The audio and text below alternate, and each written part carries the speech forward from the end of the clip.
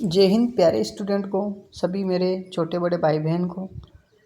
तो सभी को पता है प्रश्नावली 3 चल रही है अपनी, ठीक है। चैप्टर नंबर 3 है, इसमें परिचय वाला पार्ट फर्स्ट मैंने कल करवाया था। आज पढ़ेंगे अपन पार्ट नंबर 2। तो मैंने पहले बोला कम से कम इसका 10 से 11 10 वीडियो तो 10 पार्ट करवाएंगे इस प्रश्नावली से ना। तो 10 पार्ट में ये प्रश्नावली पूरी कंप्लीट हो जाएगी। तो देखते हैं क्वेश्चन नंबर 1 पे। पहले तो इसका बेसिक परिचय चल रहा ना, वो परिचय पूरा कर लेते हैं। इसके बाद में अपन क्या करेंगे, फिर इसकी प्रश्नावली शुरू करेंगे, ठीक है। तो देखो इसमें क्या करेंगे पहले कि प्रश्नावली में होता क्या क्या है, तो चलते हैं। अगर कोई नया स्टूडेंट है तो अपने चैनल को सब्सक्राइब ज़रूर करें, और कम से कम 10 लोग अपने घर में होंगे ना, 10 बच्चे आसपास में पढ़ने वाले कि भैया कोचिंग के पैसे नहीं आपके पास, मैं बताऊँ उस चैनल से पढ़ो। लक्ष्य कोचिंग क्लासेज यूट्यूब चैनल है, उससे पढ़ना एकदम बेसिक से समझाया जाता है। कोई दिक्कत नहीं समझ में आए तो फिर डबल से समझाया जाता है ना। तो चलते हैं बेसिक से ना। तो देखो इसमें क्या करना है, सबसे पहले मैं बना देता हूँ इसमें।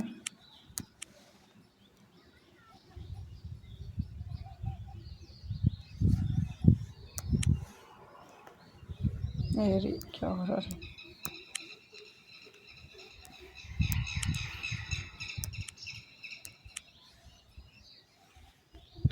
ठीक।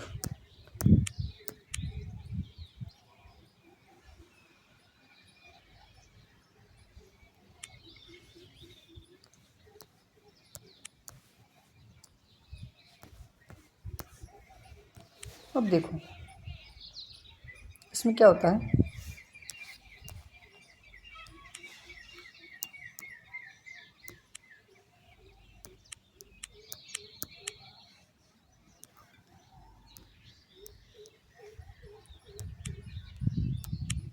शुरू से कर लेते हैं ना। देखो तो इसमें क्या होता है, एक तो प्रतिच्छेदी रेखाएं होती हैं, समांतर रेखाएं होती हैं और समपाती रेखाएं होती हैं।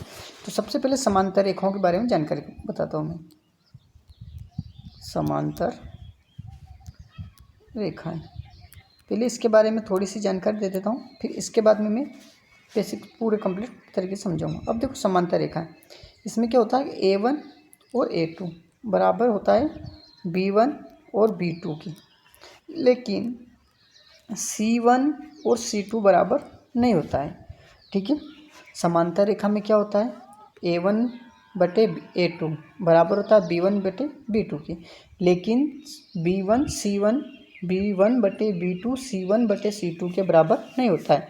इसे समांतर रेखाएं कहा जाता है, ठीक है। कौन सी रेखा कहते हैं, समांतर रेखा कहते हैं। अब इसमें क्या होता है, इसके कितने हल होते हैं, एक प्रश्न पूछता है इसके कितने हल होते हैं। तो समांतर रेखा के कोई हल नहीं होता, समांतर रेखा होती है ना, इसका कोई भी हल नहीं होता है।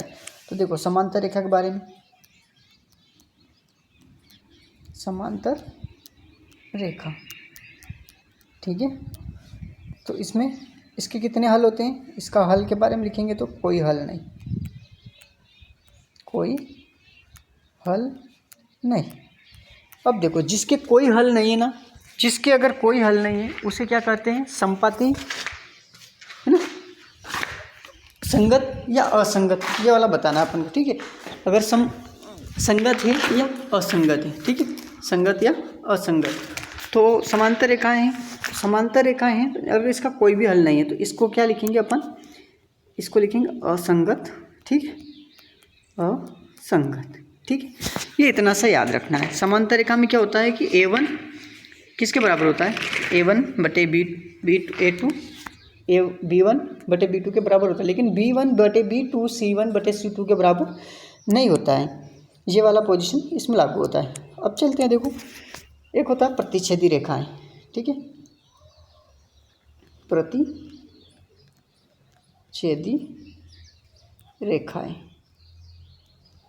ठीक है। अब देखो प्रतिच्छेदी रेखाएं कैसी होती हैं, इसमें ना तो A1 बटे A2 बराबर नहीं होता है B1 बटे B2 की, ठीक है।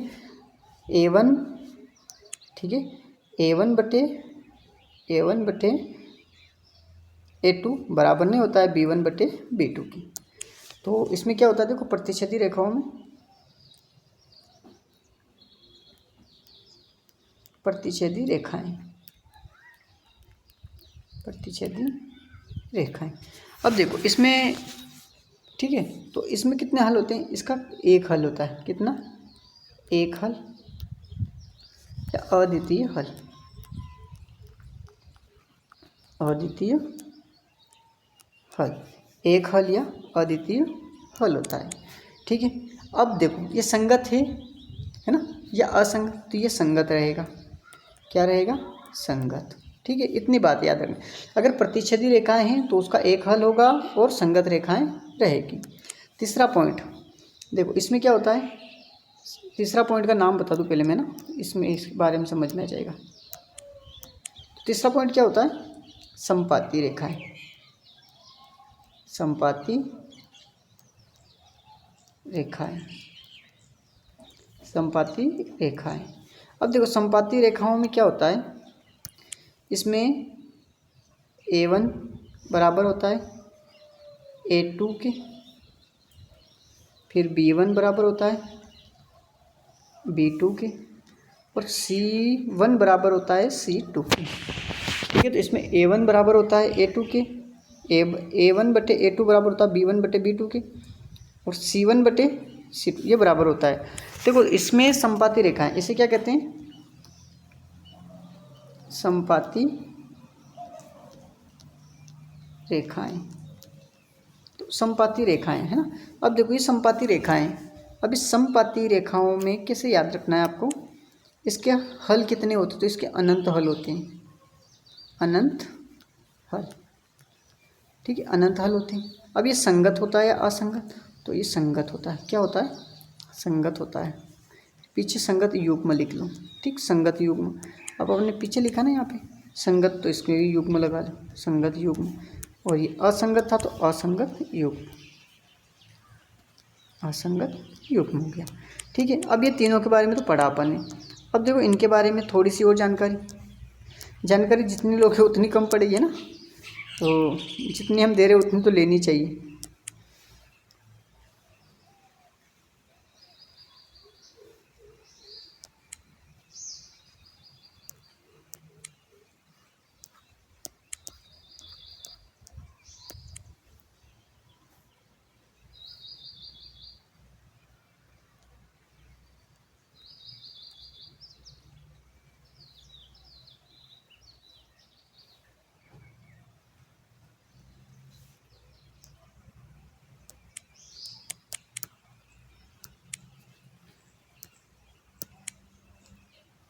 अरे थोड़ा सा मिस्टेक हो रहा है।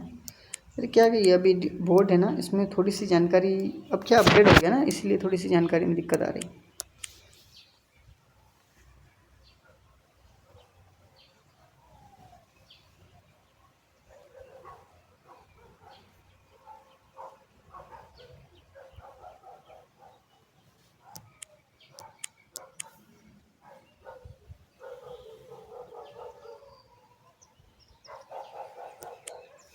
अब देखो ये होती है समांतर। ठीक है, कौन सी रेखा होती है? समांतर रेखाएं, समांतर रेखाएं, समांतर रेखाएं। ठीक है, अब इन देखो समांतर रेखाएं होती हैं। अब इसमें देखो होता क्या है, इसमें कितने हल होते हैं? इसका एक हल होता है, एक हल या अद्वितीय हल, या अद्वितीय हल। और बात करते तो और क्या क्या होता है इसमें? ये संगत होता है का संगत, तो ये असंगत युग्म होता है, असंगत युग्म।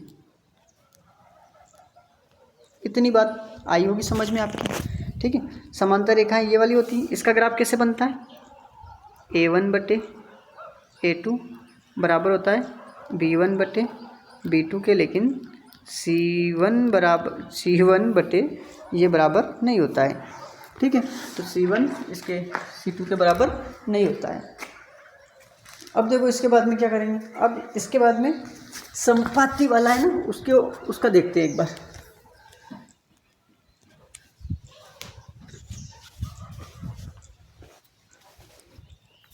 पहले प्रतिच्छेदी वाला बता दो है ना, प्रतिच्छेदी वाला। प्रतिच्छेदी में क्या होता है, कौन सा युग्म बन सकता है बताओ। देखिए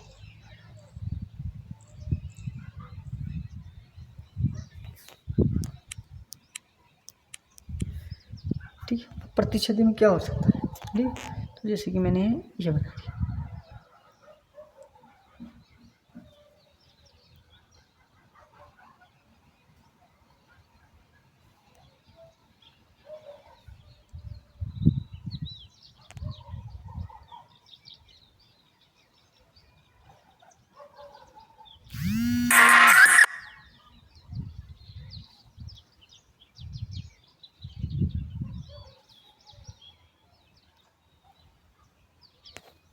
ये क्या होता है इसका, ये प्रतिच्छेद, मतलब यहाँ पर प्रतिच्छेद कर रहा है तो इसे प्रतिच्छेदी रेखा है ना, प्रतिच्छेदी रेखा है।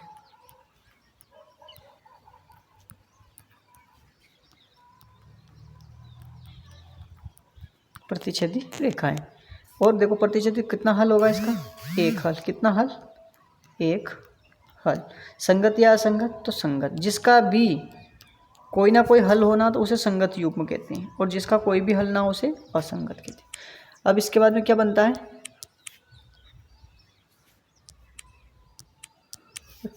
बना देता हूँ ना तुम्हारे को अच्छा लगे, थोड़ा सा कलर भी चेंज कर लेता हूँ इसका, नहीं तो फिर तो ये होती है संपाती रेखाएं, ठीक है, एक दूसरे के ऊपर होती है।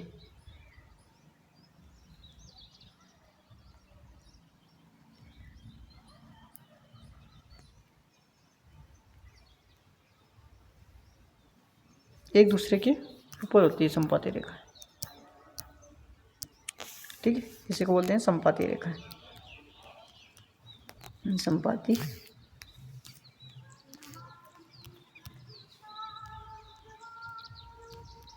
रेखाएं, संपाती रेखाएं, ठीक है। अब देखो इसमें क्या होता है, इसका ग्राफ तो पता है ना आपको, A1/A2 बराबर होता है B1/B2 और बराबर होता है C1/C2। इसके हल कितने होते हैं, अनंत हल होते हैं। कितने होते हैं, अनंत हल। और ये संगत होता है या असंगत, ये होता है असंगत। संगत है ना, कौन सा होता है, जिसका हल होता है उसे संगत, संगत युग्म, है ना। तो यहाँ लिख दूँ, कलर चेंज कर देता हूँ मैं, संगत युग्म,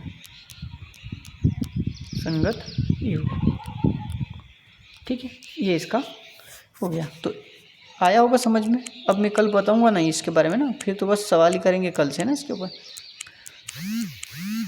तो समझ में आया होगा। तो अगर कोई भी नया बच्चा है, देखो आपके किसी की नज़र में आएगा ये किताब ऐसी किसी, ये हमारे लक्ष्य कोचिंग क्लासेस की तरफ से मैंने अच्छे से प्रिंट करवाई किताब है ना, जो जो क्वेश्चन है अपनी कोचिंग की तरफ से, अपना जो यूट्यूब चैनल है इसी हिसाब से मैंने बुक बनवा रखी है ना। ऐसा नहीं कि वो नहीं, ये अलग है, वही है, बस ऊपर वाला पेज है ना ये अलग है, बाकी सवाल वही है, सेम टू सेम। तो अगर कोई नया है तो अपने चैनल को लाइक और सब्सक्राइब करें, बेल आइकन वाली घंटी पर क्लिक करें और अपने दोस्तों को शेयर करें। तो मेरे को ऐसा विश्वास है कि आपको सवाल समझ में आया होगा, ठीक है। तो अभी कल आते ही सबसे पहले अपन इसी के बारे में जानकारी लेंगे थोड़ी सी, उसके बाद में फिर अगला वीडियो पे चलेंगे। जय हिंद, मिलते हैं कल वाली क्लास में।